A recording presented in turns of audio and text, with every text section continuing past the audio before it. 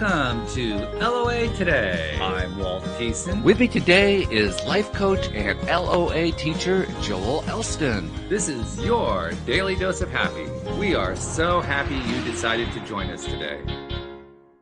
Joel, before we got started just a moment ago, I mentioned to you, we're doing the show on society's expectations, and you jumped right in with, I've got so many things going on right now.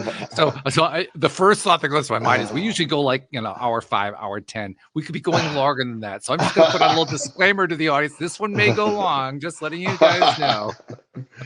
No, it's, the societal expectations and expectations in general they are a recipe for disaster as far as like being disappointed. And particularly when you're constantly filtering through, I had multiple meetings this past year with families and college age kids. And there's a new dynamic in college right now. There's a lot of young people getting out of high school that are saying, look, college isn't making much sense to me right now. It's just, there's, unless they have a very specific thing, I want to be a doctor, I want to be a CPA, I want an attorney or something along those lines, just going for a general business degree or whatever, it's sort of lost its flavor for a lot of people. And the families that I meet with, they understand the concept that there's ways to make a lot of money. Like, UPS drivers could be making 175 grand a year in 4 years, and put in 25 years with UPS, you're still a young man. You could be 43 years old, have a couple $1 million saved, and have great retirement at 43 years old. I mean, it's a really, really cool thing. So it often comes down to the families are like, they'll say this, but it's everybody's expectation he goes to college. We want to be able to post on Facebook that our son was accepted to the University of Virginia. The expectations of our peers is our son's going to go to college, and the ones that don't go to college, they whisper behind their back. And I said, well, you know that because you're the ones whispering behind the back, and why you know that. So expectations, for your kids, and that's one of the hardest things as parents that we deal with is you have your expectations as a parent, as a kid. And up until about 11, 12 years old, the kids are pretty compliant and on board with your expectations. And then, the estrogen starts pumping or the testosterone starts pumping, and you have a whole different mindset. And the kids are not necessarily going to live up to your expectations. And at that point, they sort of have their own journey. So expectations in relationships, expectations in at work, it just creates expectation, always creates disappointment. And that's really important. And so far, you've been talking about the expectations of individuals. We haven't even touched on society's expectations yet. Exactly. And so you look at the origins of the individual expectations, and you compound that with societal expectations of whatever category, and you get behavior that is basically just redundant over and over and over because people are expecting, society expects you to be a certain way or think a certain way. It's fascinating, and I think with the internet becoming such a big force in our life and social media, expectations, they're evolving. Sometimes they're increased. Societal expectations. Half of my young females that I work with, the expectations of Instagram, of what the perfect body looks like, or the expectations of all. So expectations in today's world have really been increased, and along with that, correspondingly, disappointment is increased as well, because perfect is no longer perfect is the goal now. Good is no longer acceptable. The expectation of perfect deletes good as something that we want, and that's a dangerous slippery slope that we're on right now. Oh, it's very dangerous, and what's worse is that it's impossible, because I don't think anybody can define what perfect is. You'll get, ask 10 different people what perfect is, you'll get 10 different answers. Oh, absolutely. So not only are we aiming for something that you can't reach, but you can't even say what it is. Well, and you know, and just to go ahead and get it out there because it's going to be this kind of show, so probably some offensive stuff coming up for some people. But you know, the idea that when you know during the COVID drama and all that, what there was a narrative that was going on, and if you didn't say the narrative exactly right, Yep. you were oh my gosh, you no, you're questioning the vaccine. No, it's like I know I'm not. Well, I say I am not because I don't believe in vaccines, but there are some questions, and you couldn't ask those questions. You couldn't, you know, you anything that didn't go against the thing that you got to wear a mask and you got to do these things that you were just labeled crazy because it didn't match what they were selling. And as time has gone on from then, from that time, we're you know a lot of the questions that were being asked right now are sort of being proven true, and you know it's just like, wow, wait a minute, we should be able to allowed to have dialogue and not be canceled because you don't say things the society expects you to say anymore. There's a really important point in here that I want to make sure we bring out, which is why these societal expectations exist. They exist primarily, if you're going to group them into one thing, which I'm going to do in a moment, because that's what I do. They exist primarily because of fear. Oh, yeah. Whenever society is said to expect something, it's because some person or group or large group even in society is fearful of something. Yes. And they figure that the expectation helps them to in some way circumvent or overcome the source of that fear. Yes. Isn't it interesting how rare that is to be true? Yes. Yes. And that's something that's very important. You know, like you're saying, there is a playbook now. There's no bio individuality. There's no, you know, this is that way for everything. For example, here's one that's really going to the concept of evolution, Darwin's theories. All right. Years ago, when they said, okay, this is guaranteed. This is now science. Darwin's theory is true. Evolution is it. There's no room for discussion on anything else. Mm-hmm. And so any doctor, any philosopher that just even went on the fringe of that and said, well, you know, I mean, can we at least discuss other possibilities? Is there, you know, there's some, and society, the medical society, the ones that write the rules said, no, you cannot. You can't discuss various things in the medical society, you know, from their, you know, acupuncture, that's not real medicine. Energy healing, that's not real medicine. There's certain things that you just get put out there that you can't discuss because the expectations, like you're saying, there's people that are fearful. You know, years ago, doctors, the AMA, basically made claims that chiropractic was useless. Correct? You know, doctors do with chiropractic, and the chiropractor sued with evidence of, you know, their energy alignment of the spine working. And it was really bad because the doctors were scared that natural healing with non-invasive healing would actually interfere with them. The psilocybin that I'm advocating for therapeutic use, Big Pharma is scared to death of that because this is a naturally occurring substance that is dramatically far more effective than any antidepressant working on depression, PTSD, anxiety, and it literally changes the structure of the brain by creating higher incidence of neuroplasticity. So all that being said, the expectations are there's fear behind set expectations, as you're saying. Fear almost always drives that. It's also worthwhile, I believe, to look at who is advocating the fear, who is pushing the fear button. Because it isn't just that there are people who are afraid. I mean, certainly, you mentioned the pandemic. Certainly, billions of people were afraid. I mean, this was not a small, isolated incident. This was a global incident where billions of people were truly afraid. I mean, that was what kept them in their homes. That's what made the lockdown work. The part that is overlooked, and I think is often missing, is the part that talks about who was pushing the buttons. What buttons were they pushing and why were they pushing them? What was the motivation behind them? We like to think that the motivation was good, that it was for the benefit of society, that it was for the good of all people to maintain health levels and all that kind of thing. But there's also a more cynical side of it.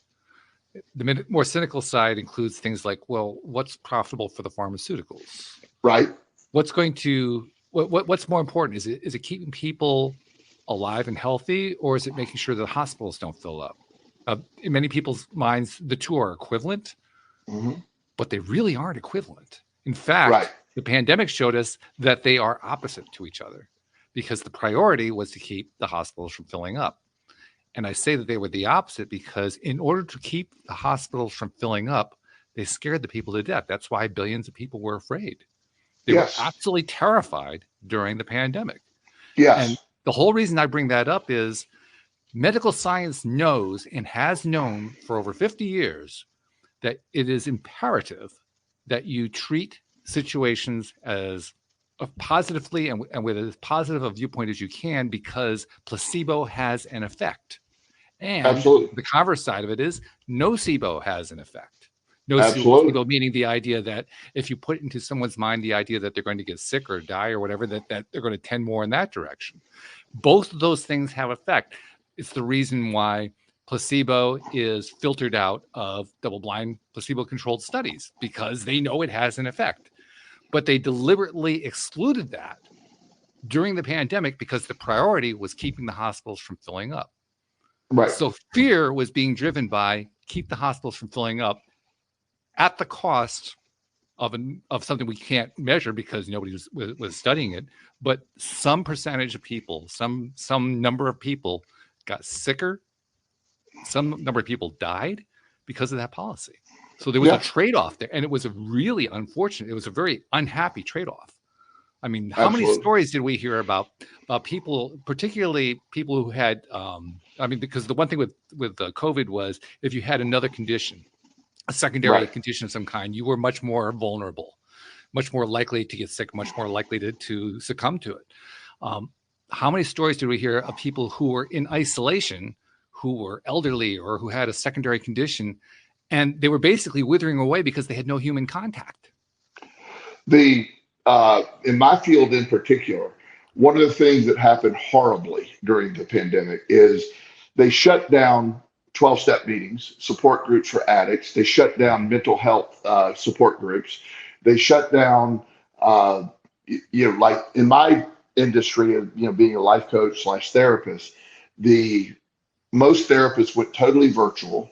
Now, I never missed a day's work and never wore a mask once, so that's different. We always knew you were the exception. I mean, that was I was not. I was laughing at the concept of I couldn't sit home all day anyway, so that's crazy. But the idea that we had a lot of suicides. Addiction rates soared. We during the pandemic. I lost 3 or 4 clients during the pandemic. I don't remember the exact timing. Four people committed suicide around the pandemic, and one overdosed. And it just the isolation of that. The gym shut down. One of the things I've really been pushing for here in Virginia is after that thing, after that whole event, what they did when the gyms closed. I've mentioned more than once in the show, exercise to me is the ultimate antidepressant, anti-anxiety remedy. And so I'm lobbying to get somebody to sponsor a bill that I've written to make it, if a doctor says you need to be in the gym for mental health, that the government cannot ban you from that. Because I'd say mental health, the people in the gym tend to be healthier. They tend to not succumb to things. They've been in the gym for a while. So I felt the isolation of that was my main gym was closed. So I literally paid a guy off the books to allow me to go use his gym privately during the 2 months it was closed. Wow. So that's just how much that means to me. It was something that I was going to do. Exercise, old people not have, elderly people in homes not having contact. You're not dealing with the mental health. I think societal expectations during that period of time did not prepare us for, I'm dealing with it now, the kids that were, 12 years old during that time. There's a different batch of kids coming up now. They've got a lot of neurotic behavior, a lot of anxiety, a lot of depression. A lot of them are still really isolated. They were locked. I mean, it affects people in a way that we don't know yet. I see it in my work, but I think going forward, as I said, sociologists will really be able to point out this was a drastic twist. In Virginia, we have these ridiculous SOL tests, standard of learning. They test every year to see where you're at. I'm not a big fan of those, but one thing is indicating that the pandemic, we had a big dip in that rate. I mean, we really went down. The kids lost a lot. They did this online school stuff that was really pathetic. It didn't really work well. They tried their best. I'm not critical of the school, but in retrospect, societal expectations ruled the pandemic, and the people that get to dictate the societal expectations are, that's what I like to find out is when the origins are always fear-based. And on a conspiracy theory, it always felt to me this is like a big experiment by the government. What if we shut everybody down? How will they respond? I think that might have been part of the conversation too. You really do. I really do. I really do. Wow. I think the government has always sort of alluded to what happens if this happens. Let's see how they respond. Let's throw a bunch of money at them and see if we can control them that way. The government, I don't know the exact reasons for that. I have no proof of that. That's a conspiracy theory of mine. But I think they just wanted to see what would happen. And I think it was a total failure. I think it messed people up a lot. It did mess people up. Yeah, and it continues to, by the way. I agree. It's not like the effects of that have all gone away. No, and it's by not. the effects, I don't mean COVID itself, because COVID itself hasn't gone away either. But it's very evident to anyone walking around in society today that the fear is still there, because I just look around and I see how many people are still wearing masks. Yeah. Masks have been optional now for well over a year. But there are people who literally today will wear a mask if they're afraid that somebody might have something and they want to make sure they're protected because they need to be able to go to the relative's house on the weekend or something like that.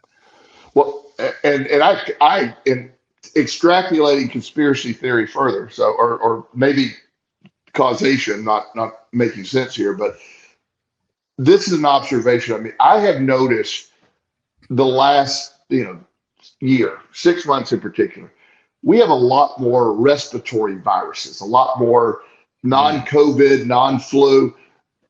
During that period of time where we were wearing masks, again, when everyone else was wearing masks and everybody was, sanitizing the gym, you have to wipe down antibacterially everything in the gym every time you used it, all that stuff. So those are things that usually tax the immune system, allows your body to fight off those minor germs. They strengthen your immune system. Well, when you get too sanitary, too clean, the immune system doesn't get exercised. So one of my theories is this drastic increase of respiratory viruses goes back to that period of time. We're the gym, and that's gone away a lot. There's still some people wiping down their machines a lot, doing all stuff. Most people are just still working out normally, and they're back to it. But those are all things that could have been affected by this. And I find it fascinating that that when you have a kid, kids that grow up digging in the dirt, eating poop or dog poop out of the dirt, not realizing it. It sounds horrible, but that's really strengthening the immune system. Dirt and germs make the immune system grow. When you sanitize everything, you don't tax the immune system, it becomes weaker. But by the way, I just want to throw out there, we are not advocating letting your kid eat crap out of the dirt, literally, because that is not healthy for you. We're not saying, that's how you can get some pretty serious diseases. We're simply saying, don't be afraid of it. Don't be terrified of it. Walt's not advocating for it, but hey, okay. Well, I'll go a step further. The reason I'm putting a disclaimer out there is that's the cause of polio. So I'm saying there are definite things that can happen if you expose yourself to human waste in that way. So okay, I was thinking more about dog poop, but anyway, we're in the yard. There's natural fecal matter, not literally eating globs of poop, to be clear. But my point is, germs are out there. Kids playing in dirt, in germs, they get exposed to all that stuff, and their immune system responds, and their strong immune system. So the again, when societal expectations start dictating to you, just like we said before, there's only a certain way you can respond, or you're considered, oh no, we're going to dismiss everything. So anybody, and I know there's crazies out there getting, they're somebody said they're putting micro whatever in the injection so they can, it got really weird on all the conspiracy theories. So I'm not saying all that, and I'm not anti-vaxxer. I'm not an anti-vaxxer. You mentioned polio. We destroyed polio with a vaccine. I mean, that's amazing. So I'm not an anti-vaxxer. I'm just simply common sense. We're talking about expectations, societal expectations, and that's really important. And that has changed over the years. The sharing of information, and it's like there's a hidden group of people that get to decide, here's the narrative, and if you vary from the narrative, you're in trouble. You're wrong. And that in and of itself is not only the topic, but it's also a problem. Yes. The reason I say it's a problem is because what that tendency does, that tendency of society to dictate certain norms, certain belief systems that everyone else is supposed to absorb and act upon, belief systems that are based on fear, that are based in, oh my God, some terrible thing is going to happen if everybody doesn't follow this. They're all also driven by a falsehood. And the falsehood they're driven by is we're all better off if we all think the same. Yes. Which is not true. In fact, it's as far from the truth as you can get. Yes. Because the simple fact is, any society that has ever tried to create uniform thinking has died. You see that a lot with the pronouns for people right now, and you have to think this way. If I heard a lady the other day on a podcast I was listening to, and she felt she was. She said, "I've been abused because you misgendered me." And I was like, "I'm sorry to hear that." It's just a narrative that, and I'm not anti-gay. I'm not anti-anything. I'm just, it's words, and somebody accidentally called her she, and that upset her. And in fact, I probably just did it in calling her. I didn't mean that, but it's just something you're in a place you don't even know what to say. I mean, sometimes it's I was on a radio show one time, call-in radio show. They were going to interview me, and it was in California. The guy asked me what my pronouns were, and I was like, I don't know what they are. I mean, I didn't know what to say, and he apologized. He said, "Yeah, I should have warned you that." And everybody, nobody said anything. I didn't mean it in a bad way, but I just didn't know what to expect at the time. It's sort of a new thing for me. So I don't mean anything negative, but you can easily be vilified for just suggesting something that is not the norm. Dave Chappelle, actually not a big fan of all his stuff, but he makes some really good points. I mean, in comedy, he can't even joke anymore. I mean, I grew up with, as a child, I heard Richard Pryor, I heard Eddie Murphy. I just find it fascinating. They're offended by what these guys are saying. If you heard what Eddie Murphy and those guys went. They went. Sam Kinison, do you remember him? Wow, I remember Sam. Yeah. I mean, those guys went hard. They did. But today you're not allowed, and because it was comedy, you're sort of allowed that. So societal expectations really are dictating.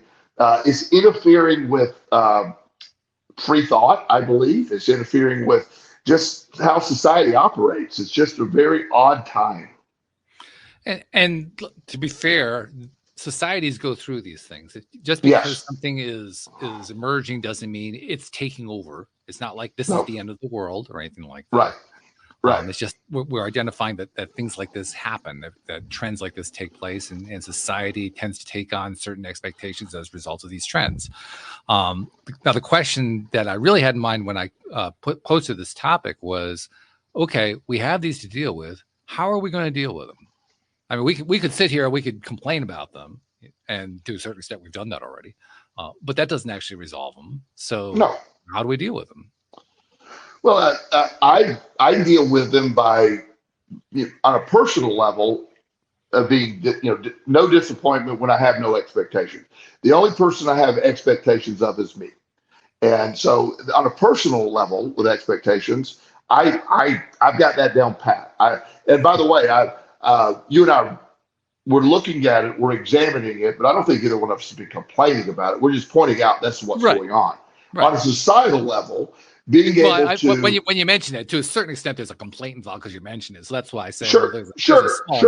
Yeah, certainly. But the idea that how do we deal with the bigger societal stuff? I think dialogue, open dialogue, people being able to really discuss things. I had a conversation one time with a young man. He's a football player, and he was during this time of kneeling for the national anthem, and he was kneeling for the national anthem, and he didn't, what he was stating he was kneeling for is in his community of Baltimore, he had witnessed many unfair times of a lot of stuff happening, corruption in the police department. A lot of his community was being arrested for things they didn't do. And his brother was actually killed by the police, and there was no real investigation. So he had a very much a tendency to look negatively. So his expectation kneeling was to point out that the police are unfair to him, and that's why he was kneeling. But later, when I was talking to him about it, I said, but the people that are offended by that are people that have not really are not understanding your position, but you're kneeling to the flag that their kid fought in the war for, maybe died for, served his country, that may have lost a loved one during a war, and so they see you kneeling, and they don't know you're kneeling for what you're kneeling for. They think you're anti-flag or anti-United States. And once we got there, there was a really good dialogue, and he decided he wasn't going to kneel anymore because he didn't realize he was doing that. And I think that's very important. I think it's really important to understand that. And in our time, the dialogue, I think, helps alleviate these societal expectations by not just seeing them, but not confronting them with anger and screaming, but just having dialogue. I think that's probably one of the quickest ways out of this, is just to make it normal where we can have discussions without being triggered. Right now, I see Walt is off of the screen, so I know he will be coming back shortly. I'm assuming I'm still live, so I'll just keep going. But the expectations of society when it comes to how we behave and how the other things go on, that never changes until we change the dialogue that begins that in the first place. You slipped out on me there a little bit, Walt, but I kept going. No, I appreciate that you did. Can you hear me? Yeah, I hear you now. Yes. Yeah, my browser, every once in a while, my browser likes to take a little siesta, and it did just then, so I had to do a little go back. But thank you for that. I appreciate that. But carrying on with the thought that you're moving forward there, I like that, and I like the fact that what you're talking about is a dialogue, because dialogue is certainly one of the key pieces to how we do overcome these kinds of societal expectations. I wonder if we can also talk about how mindset plays a role in it. Because I do believe that a lot of, since many of these societal expectations, probably even all of them, are fear-based, therefore mindset becomes, I would think, our best tool, our best option, or at least our first option for overcoming a lot of these societal expectations. I completely agree. My life is built on mindset. Mindset is everything. What you bring to the table, mindset-wise, is what you bring to your life. And I completely agree with that. So adjusting your mindset to, like I said earlier, being able to realize everything doesn't have to be a trigger. When somebody disagrees with you, somebody doesn't see it your way, it's okay. I had this conversation with a client today. Literally the name of our show is LOA Today. So I am a huge advocate of law of attraction. I don't need to defend that to anyone. People that think, Joel, you're crazy. I'm not offended when people say they're crazy. In fact, I endorse that concept. I clearly I have no problem with that. But I believe the law of attraction to be a fact. I live it in my life. It changed my life. I don't need to defend it. So I am impervious to anyone attacking my belief system because their attack doesn't matter. So mindset, the right mindset, doesn't allow for societal expectations to really get in your world. Yeah, that makes sense. And yeah, so now the question becomes, if you're dealing with a societal expectation that's messing with you, and you're having trouble achieving mindset, are there any hacks you can do to kind of deal with it? Well, it's a pretty broad question because I don't know exactly, when you look at it from the perspective of uh, how most of what you allow to affect you, it will affect you. So being able to be bulletproof, not being able to be triggered. There are some times, I'm trying to think of an example, but maybe societal expectations directly interfere with, when it changes, you're not allowed to do something because of that. That might be a problem that we can't fix. But most of it is just being able to adjust your mindset and not allow the opinion of others or the general thinking. Like, I know medicine wise, you and I were talking about medical stuff before we got on the air. Right. And the single most important thing to me in any interactions with the medical field is perspective and how you deliver a message. Years ago, I had a doctor that somehow, I don't know how this topic came up. He always giving me this long thing and about lifting weights and all the stuff that I do. And he said, well, your lifestyle probably will allow you to live up to 100. You see, you probably have only a 7% chance of dying. And I said, well, why did you say it that way? Why don't you go with a 93% chance of living? I just, and he truly said, well, it's the same thing. I go, it's not. It's really not. You emphasize the dying and not the 93% chance of living. And right. It was this process in my brain that I was like, okay, that's the stuff that matters to me.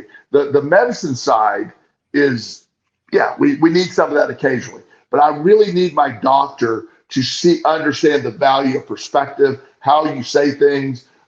It's not helpful for me to hear any of the negative connotations or the stuff. The mindset of the doctor is the most valuable interaction in medical work for me. I can draw my own blood. I have a company that I can go to the lab core, have my own blood tested. I don't need a doctor. I can do all that stuff. But I do need a doctor at times to help me go through it and see what it is, and identify things. And I do want their input. It's not that I don't have a medical degree, but I just get frustrated with, wow, so that's where a societal expectation is. You experience this, I believe, within the doctors having an opinion of a certain thing, just basically saying, you whatever, you're fine. And not taking into your individual settings in your body and what works for you, because the medical expectation is you're within the range, you're good.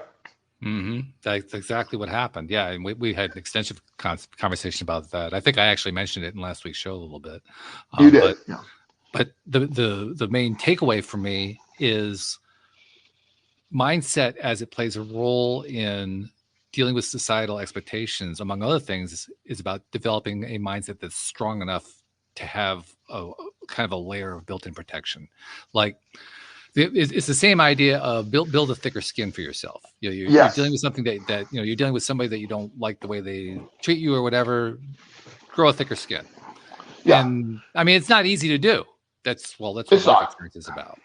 But nevertheless, that's a big piece of it. We have to learn how to grow thicker skins. By the way, I can tell already my browser's going to flip out on me. So I'll be back in about 30 seconds after I flip out, just to let you know. Okay, great. Okay, no problem. So exactly, agreeing with you exactly on that, because that thicker skin concept, really not being triggered by the words of others, is one of the greatest things you can do for yourself. Being desensitized to what people say, being affected by that. The most basic thing we learn as a child is sticks and stones can break our bones, but words can't hurt us. Well, we've become a society that allows words to hurt us. And that's, I'm not being, trying to be too judgmental. It's just simply, we have to become more internal in that sense, and not let outside forces like words and stuff like that to affect us on the level where we're triggered and have a bad quality of life. There's a term called codependence that, when you're so codependent on someone, that's codependency is when your mood is dependent on the mood of another person. Yes. And the idea of developing a thicker skin prohibits you from being triggered by another person, and not needing the approval of other people, and knowing that you're on the right path, because there's a fear that somehow I'm doing this wrong, or it looks weird, or it looks different. And you have one of the things I love about middle school kids right now is I have my neighbor I've often mentioned before. He's 12 now, about to be 12, and he's got this same permed up hair, big poofy hair that every 12-year. When you go to the middle school right now, all the boys have this poofed out 12-year-old hair. It's just the style right now. So they're because the middle school is about being in the middle. It's about fitting in. It's not being Right. But I love the name middle school because it literally is about being in the middle. Yeah. You don't want to be any different. But yet, like I told him, he's a great kid. We talk a lot. He's a good looking kid. I said, bro, your hair is ridiculous. And he laughed. He goes, but that's what everybody else is doing. I go, but do what you want to do, but do it because that's what you want to do it. He'll get to that lesson, but right now he's doing that poofed out, broccoli haircut, or whatever you want to call it. And it's silly because every single boy in the middle school is doing that same haircut. Mhm. And it's just that, because that's a middle school expectation right now. So that's when I was in middle school, you had to wear a certain pair of shoes. Converse was the shoes, Levi jeans, and an Adidas t-shirt. That was the uniform. And if you didn't wear that, you just were weird and whatever. It's like, you see that. So the idea of the expectations and living to the expectations of others always leads to disappointment. People. I had a really good talk with a young man the other day. He's choosing a college, and he wants to go to one school. It's a smaller school. His parents want him to go to another school because their perception is the other school is more prestigious. Yes. And that's again, we go back to that previous expectation. Yep. As you were talking about middle school, it also brought to mind an article I read. I read this within the last year. It was, I guess you could call it a study. It wasn't a study in the sense of a study where you have a large population of people being studied all at the same time for a particular test that you're doing or something like that. It was a study in the sense of, let's look at this population and see what we can learn from the population. It was more of a sociological type study rather than a medical type study or a science type study. And what was fascinating is they were studying kids in a middle school. Actually, it was here in Connecticut. It was down toward New York City. I don't remember which town it was, but they were studying these kids, and they were trying to get a handle on how the ebb and flow of being in middle school works, and who becomes the role models, and who are the followers, who are the cool kids, who are, all that kind of stuff. They were figuring all that stuff out. And there are a couple of really interesting things that they identified. One was they identified who was the most popular kid in the entire class based on the feedback they got from the other kids. Right. An interesting dynamic happened here.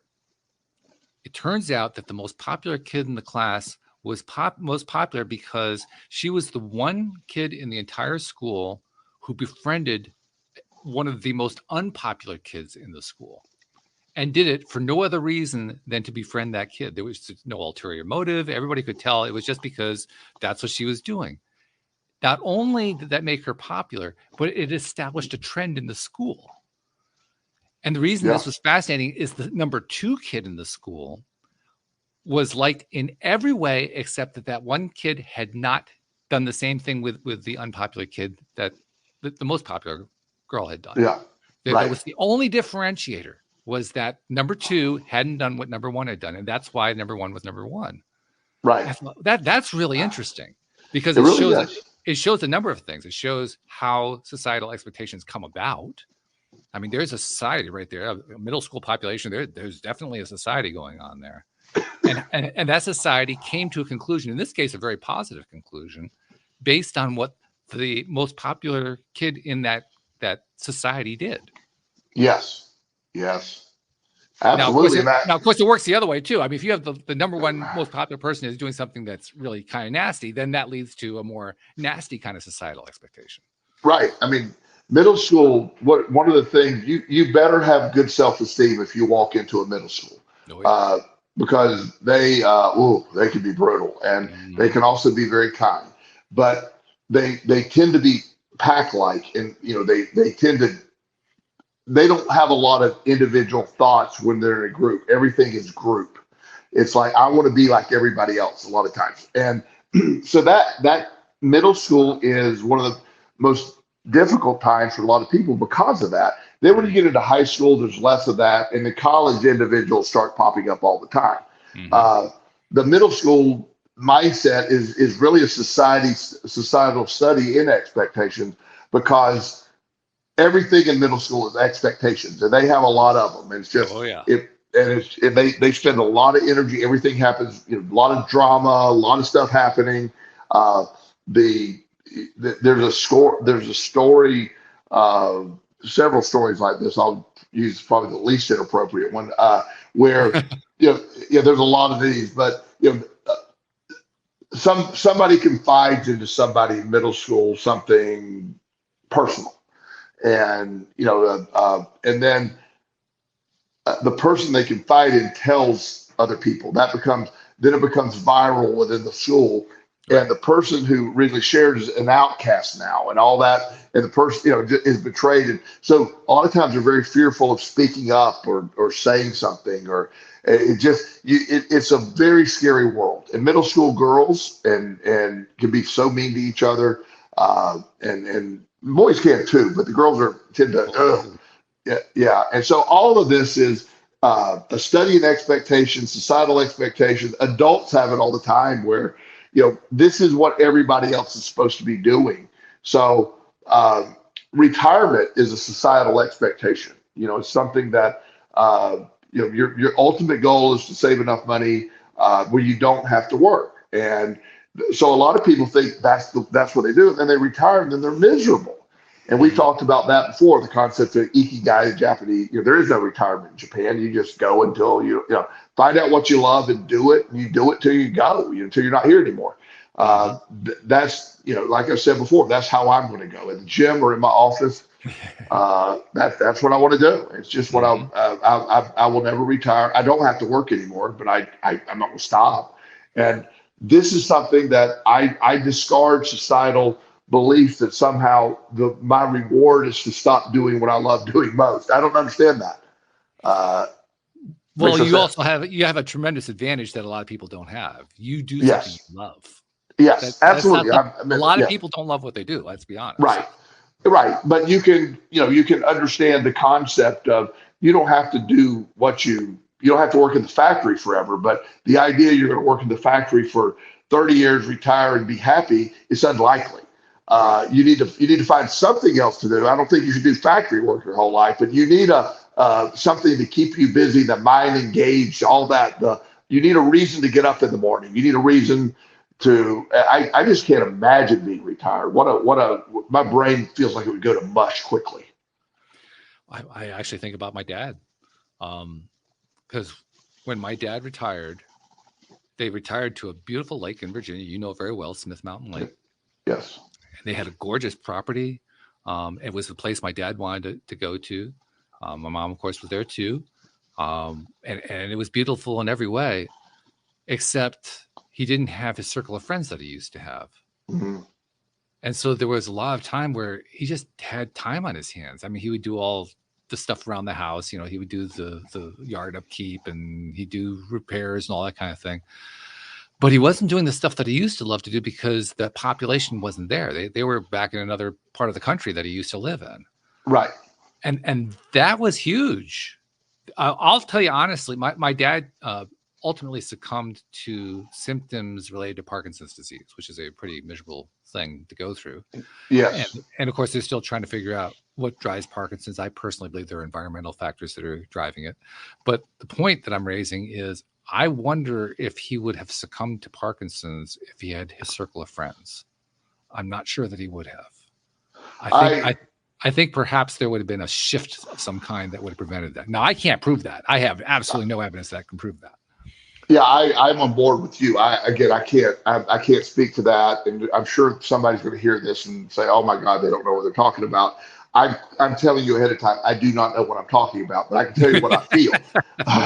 You can email me if you want, but I don't know what I'm talking about. But what I feel is when you are in a place where you're not engaged, you get up every day, you go do what you're supposed to do. And the body has a tendency to achieve that. If I go to the gym every day at my age and still be able to deadlift 500 pounds, my body, it shouldn't be doing that at my age, but I expect it to, and it's been doing it forever. So it will continue to do it until I quit doing it.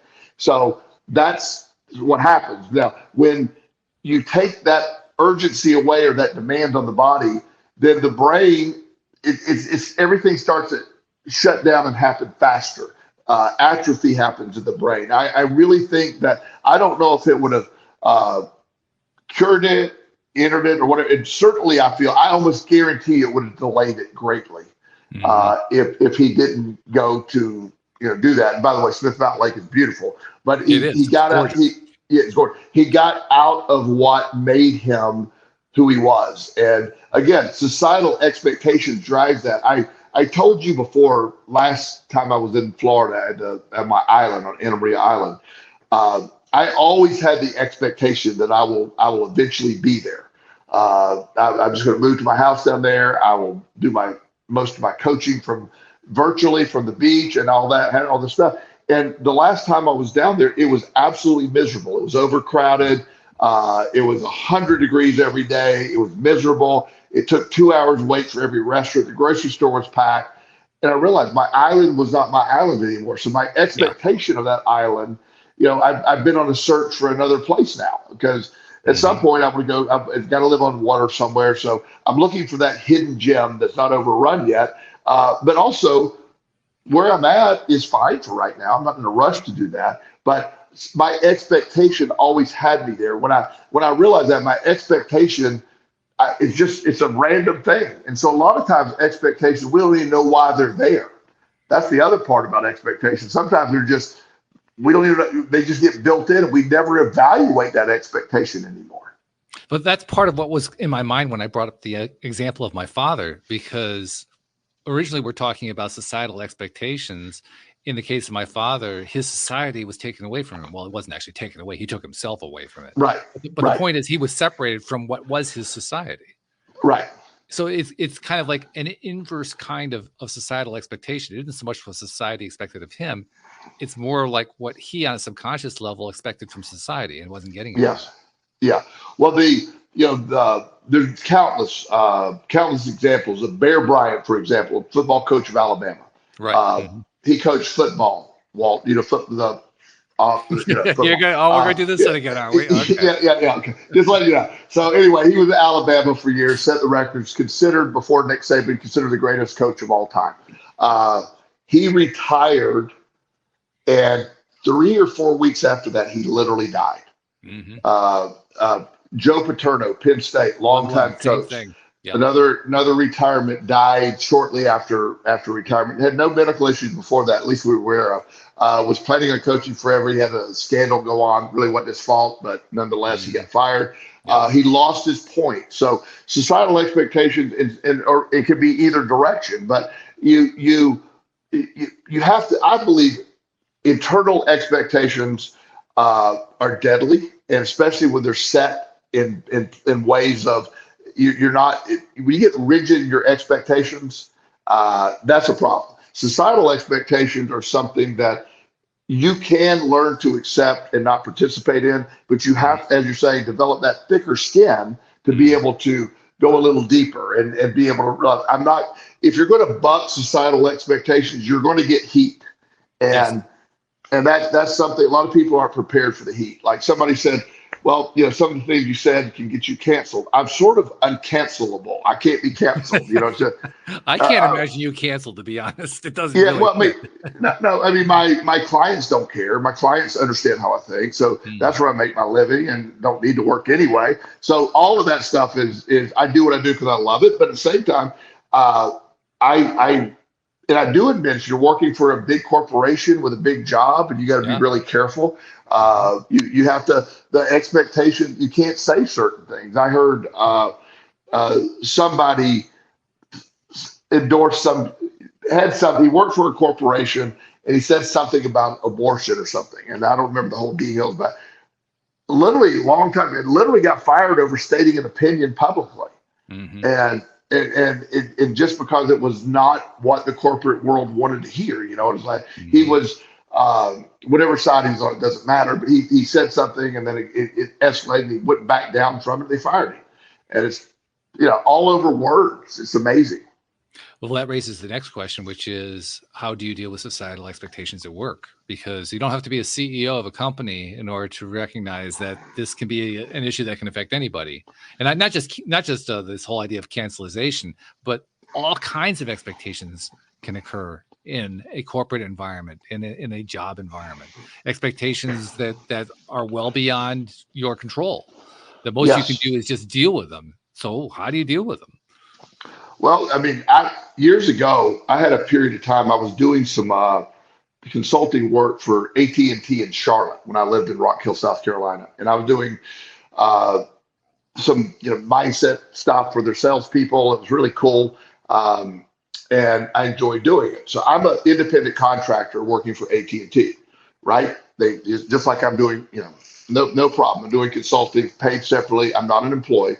So there was this young lady that was there that we had a really good connection. So the 5 days that I was there, her and I were talking and laughing and something like that. And uh, so on my last day there, she came up and gave me her phone number. And she said, "Hey, I'd love to have some coffee with you." She knew I didn't drink. She got coffee or whatever. I said, "Yeah, I'll give you a call." So somebody witnessed that. So I got a call a week later. I didn't know what they're talking about. Said you're not allowed to fraternize with fellow employees at AT&T. I'm like, I don't know what you're talking about. I'm not an employee at AT&T. And he said, well, somebody saw your interaction and they were uncomfortable. I said, she literally just gave me her phone number and said, call it. And she says, yeah, we normally don't do that. I go, well, again, I don't work for you. And they said, well, we're just letting you know that if you ever come back and do something, you can't do that. And I go, I don't think there'll be a problem now with me coming back. I don't worry about that. I mean, and this is the most benign thing in the world, Walt. There was no inappropriate talk. She simply said, if you'd like to grab some coffee, I'd love to consider our conversation. I enjoy talking to you. That was it. But what a bizarre world Mm. that we live in that it's just so that corporate expectation is just you could if I were there, I could have been reprimanded or fired for what I consider one of the most benign encounters of my life. It's also ironic because I can think of numerous instances when I did work in the corporate world, because it's been over 20 years since I worked there. But I can remember numerous instances where people met and married in the corporate Oh yeah, environment. yeah. And that wouldn't fly at all today. That would be, verboten. I just find it amazing. It's like how do I mean again, it's this world where when you're in the corporate world, they have expectations, and uh, I think corporate America, really sort of has painted themselves in a corner where you get very rigid thinking. You don't get the people thinking outside the box, the Mm-hmm. going forward people, because you get very, very rigid. And if you're going to, when I'm a manager and I have employees that I'm with some of the companies I'm involved with, I love people to push back on me. I love ideas. I like people to disagree with me. That's how we get good ideas. And I am the first person. I'm very strongly opinionated. I love the stuff I believe in, but I also love to be challenged on those things because I believe my most productive times in management is when I have this group of people that I picked and I want their input. So I operate like challenge me. just don't be afraid of me. Challenge me. Tell me, you're wrong. Here's what I like. I like that. And that's not the norm. But I can't imagine having these incredibly talented people that are working with me in these companies that I would not want their opinion. I know what my opinion is. They're there for their opinion. That's what I want them for. Yep. That's big. So it still raises the question, though, because if you're working for a company like that, you basically have to come to a decision about something. The thing you have to come to a decision about is how far are you willing to go in order to keep the job? Yes, and you have to make a personal decision based on that, and that's the part do you shut your mouth and just accept it, or do you just go on and do something else? And it's a shame it's that way, but it's there's been people that posted something and likely inappropriate. I'm trying to think of the scenario, but here's the overall thing. So this lady posted something derogatory about somebody and she got on an airplane. So her phone was off during the whole airplane ride. So it went viral. And by the time she got off the plane 3 hours later, she had a call from her boss firing her. Now I'm not agreeing with it. I don't remember what it was. I'm not agreeing with inappropriate posting, but literally costing your job because of, it probably a joke in very bad taste. But nonetheless, I mean, it's just, so we live in a time of this cancel culture, which fuels expectation. So it's almost like you're being forced to accept this expectation and comply. And and again, I'm just saying that's what's happening. So you're asking what you can do about it. Sometimes life has three options at any point in time: accept it, change it, or leave it. That's the only three options we ever have. So sometimes the answer is leave it. Yeah.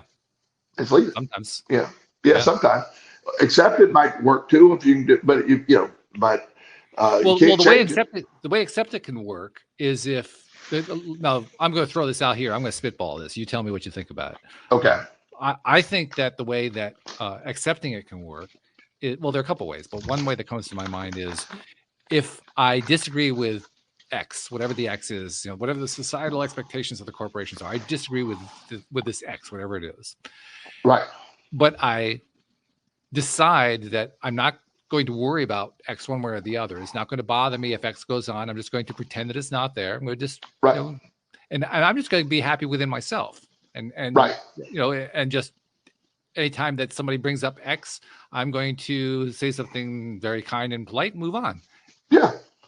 I mean, there's a strategy. That's a strategy that works, I would think. Well, that's also getting to the point that that's probably under the subcategory of getting thicker skin, not being triggered by, probably not being triggered by all these things too is a way to accept it. Yeah. You don't have to fight every battle. You don't have to, everybody tries to argue with you. You don't have to do that. So a lot of this is, learning to, does this really matter? Do I really care? Do I like my job? If I really love my job, I'm making good money, I'm going to have more latitude and say, this is only, there's nothing that's perfect. And I'm not going to lose my job over this tiny little thing. And there's other times that maybe you can't do that. And that's why you can accept it, change it, or leave it. And you have to determine that yourself. But all of this stuff it gets down to the bottom line. What are you willing to do? What are you able to draw that line? Are you able to get a thicker skin and realize societal expectations? I don't know if they're going to increase or go down. I don't really know all those things, but nonetheless, all that I have internally with me is my mindset, my perspective. I have an incredible life. I'm not affected by politics. I'm not affected by any of this other stuff. That's my mindset every day. It's very effective for me. And all these little battles and stuff that everybody chooses to fight I can't stop it, so I just allow it. And I'll hear this stuff. I'll have a client, and it doesn't matter which side of the political spectrum, but one side will say, "Oh yeah, well this guy's crazy or that guy's crazy. I'm voting for this guy. I'm voting for that guy." And I just say, okay, I don't get into the debate because why do it doesn't matter. I'm not going to change their mind. I don't like either guy, so it doesn't matter. I don't. Yeah, none of them are good. So I don't know. But it's just process of the brain that I blaming is a strong word, but I attribute a lot of this to the instant gratification and broadcast on Instagram and Twitter and all these. We have a viral environment where things get red hot really quick, and Lord, it can gain its own momentum. And it's bizarre to watch happen. It's sad to watch happen sometimes because it goes in such a weird direction. But ultimately, there's one person that is responsible for how we feel and what we do, and that's ourselves. And it's our job to manage that the best way we can and implement one of the three options of accept it, change, or leave it. And it's our job to figure that out. We're not going to make societal expectations change because we're having a podcast. We're looking at ways we can deal within those societal expectations and make it. And that's the key, because there's a narrative that we well, you have to do this. You don't have to do anything. Just the key is learning to accept it. When I get off the phone, turn my phone off after our interview tonight, after our podcast, and I have a choice if I interact with another human being, and except my kid's going to come in a little while, but nobody else do I have to interview or talk to or interact with the rest of the night unless I choose to. Mm-hmm. So that's where my power exists within me. And my response, I've learned to respond rather than react. Most people react to situations, and that creates problems because that's an instantaneous, unthought out concept. Whereas responding is when you think through and say, I do a checklist. Does this really matter? If it really matters, and you'll be shocked at what doesn't really matter. I mean, if I look at the top 10 headline, things, what really matters, none of the stuff in the top 10 things mentioned didn't matter to me really deep down at all. It really doesn't. Yeah. And I think that really starts to get at the nub of what I want to finish off the conversation today with. The idea that you mentioned earlier, you don't have, just because there's a fight doesn't mean you have to engage in the fight. Yeah. It doesn't mean that you have to participate. You can observe it, you can feel one way or the other about it, but you don't have to actually fight. You can walk away from a fight. Yeah.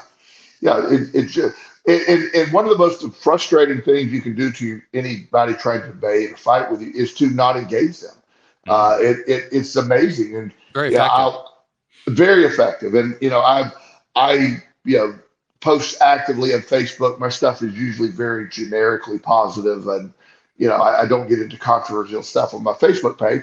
But every now and then I'll get a comment. And one time I had no idea, it's a law of attraction quote of some sort. This guy commented, "You're the most selfish man I know." And I had an option. I could delete it. I could argue with him, or I could just say, "Well, thank you." Thank you. Yeah. Yeah. And I went, "Well, thank you."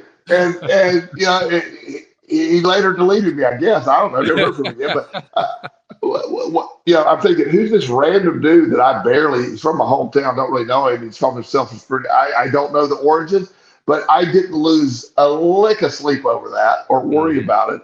I just simply said thank you. And it doesn't, anytime I get one of those comments, I generally leave it up. I don't delete unless it's vulgar. And I'll just say thank you or say, well, appreciate your input or whatever. And it diffuses it because I don't go back at him. I could argue with him. Why dare you call me selfish? I think I'm the opposite of selfish. I don't care. I don't care what your opinion is. My ex, as you know, is a former psychotherapist, and she used to tell a really cool story along the same line about what she would do when she was working with a client who had a tendency to get into fights and struggle and always, come out against something that she didn't like, whatever. So she said, "Okay, we're going to play a little game here." And she'd pick up, she had a couch. I think is that a requirement for a therapist to have a couch? I think it is. But I think it is. It's very weird. Very weird. It is. Yeah. I don't know why that is, but there it is. But anyway, she'd pick up a pillow from the couch and she'd throw it to her client.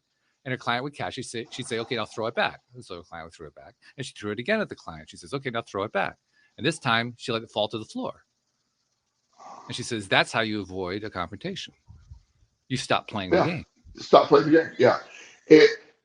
When you have a confrontation, it's almost like a contract between two people.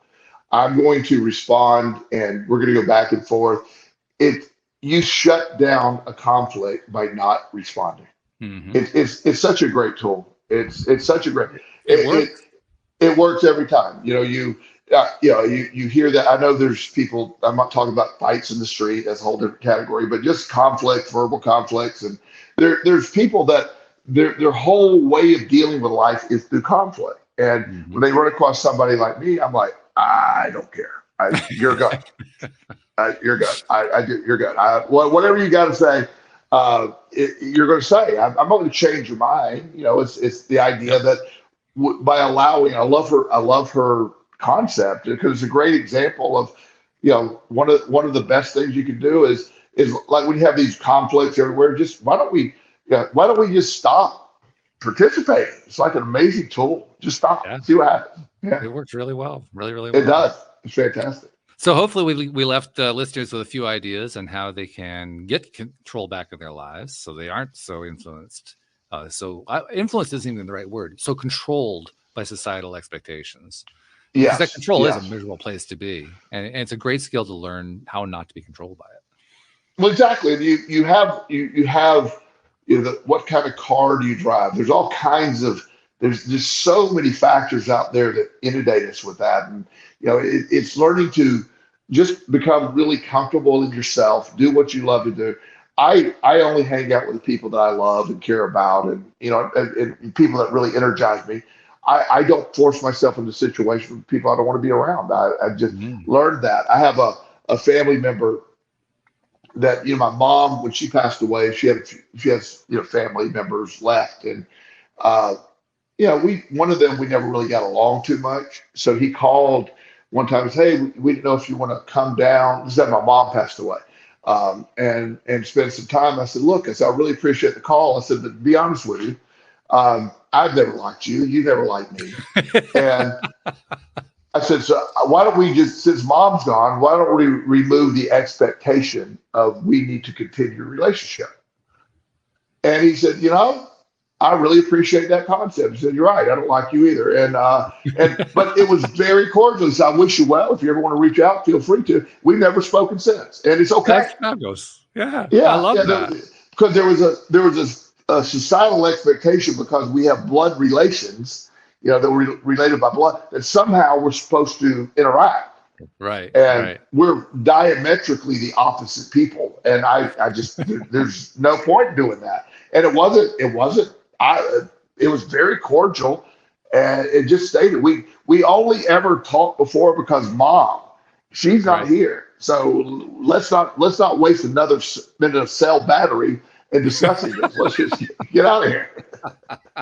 It's a great place to leave it. That's good. That's a good story to finish up. Yeah. So thank you very much, Joel. I mean, I'm laughing now. I can hardly wait till next week. This is going to be fun, I'm sure. Yeah. All right, buddy. Good to see you again. Thanks to the audience. All right. Thank you to all of our listeners everywhere. We'll see you all next time here on LOA Today. Goodbye, everybody.